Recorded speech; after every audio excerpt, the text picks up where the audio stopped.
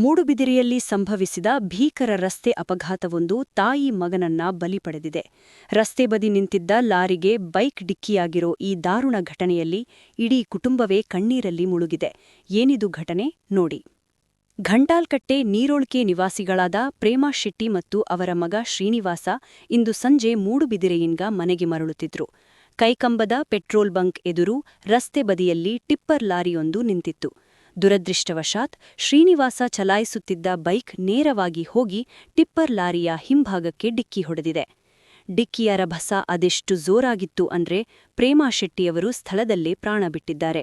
ರಕ್ತದ ಮಡುವಿನಲ್ಲಿ ಬಿದ್ದಿದ್ದ ಮಗ ಶ್ರೀನಿವಾಸನನ್ನ ಆಸ್ಪತ್ರೆಗೆ ಸಾಗಿಸೋಕೆ ಪ್ರಯತ್ನಪಟ್ಟರೂ ಚಿಕಿತ್ಸೆ ಸಿಗೋ ಮೊದಲೇ ಅವರು ಕೊನೆಯುಸಿರೆಳೆದಿದ್ದಾರೆ. ಮೂಡುಬಿದಿರೆ ಪೊಲೀಸರು ಈಗ ಕೇಸ್ ದಾಖಲಿಸಿಕೊಂಡು ತನಿಖೆ ಮಾಡುತ್ತಿದ್ದಾರೆ.